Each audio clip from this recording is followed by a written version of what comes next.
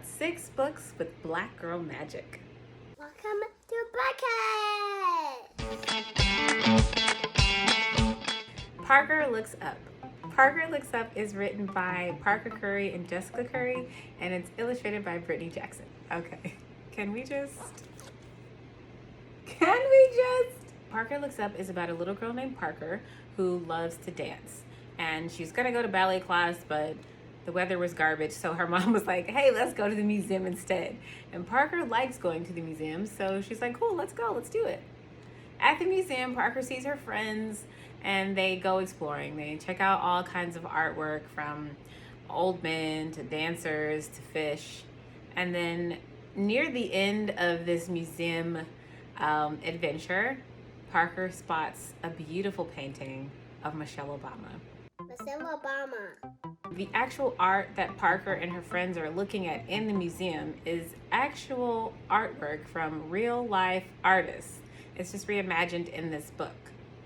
And the end of the book, she goes through what those paintings, what those pieces of artwork are, and where you can find them.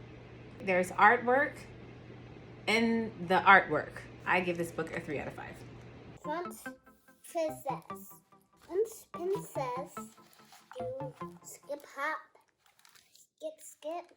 This book is called Fresh Princess. It is inspired by Will Smith's The Fresh Prince. It is written by Danae Milner and illustrated by Gladys Jose. This book is about a little girl named Destiny who has to move to a new town, a new neighborhood, and she feels kind of like about that, but she sees that there is a group of kids who double dutch, and she wants to double dutch, and so she sort of pushes through the fear and the failure to get to a place where she's able to do that. Let's get into the illustrations.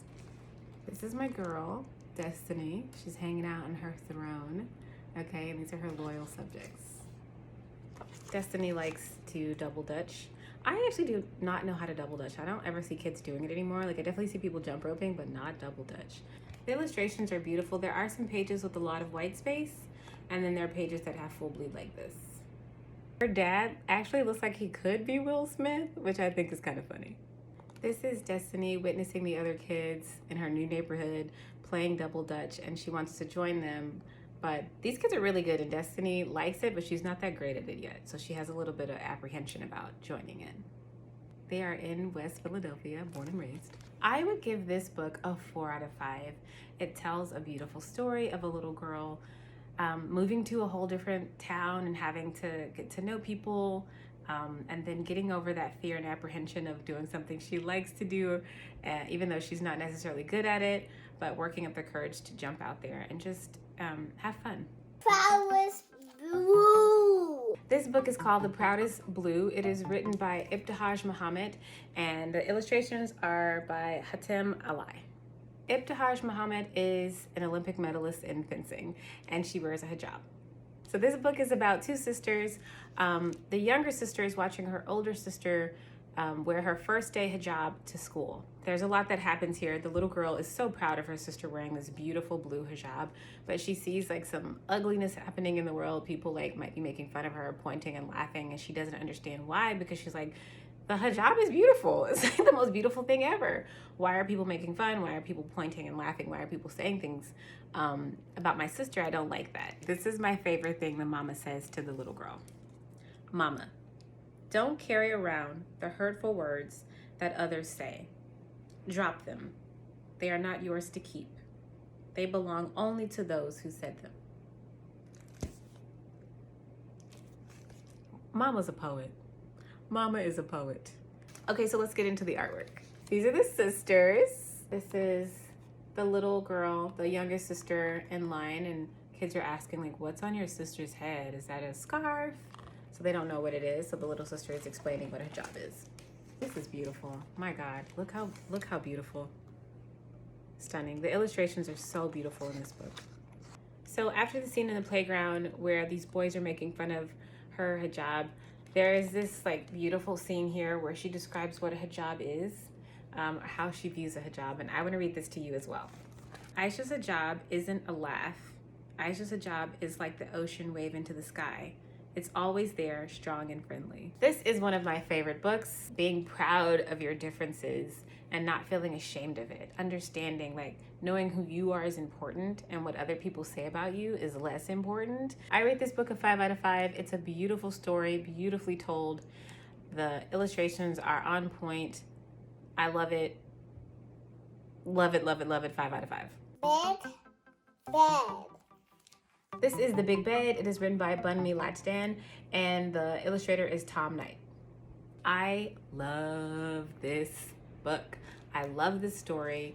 The little girl wants to sleep in her parents' bed, the big bed. She doesn't want to sleep in her own bed, and she concocts this ridiculous plan to get her dad out of the bed. This is so wonderfully written. It made me laugh page to page. I'm going to read you this passage because it just sort of illustrates her wit and her genius. The girl's smart, okay? She's pulling science out to convince her dad. Science has proven that one of the many symptoms of bedtime is darkness.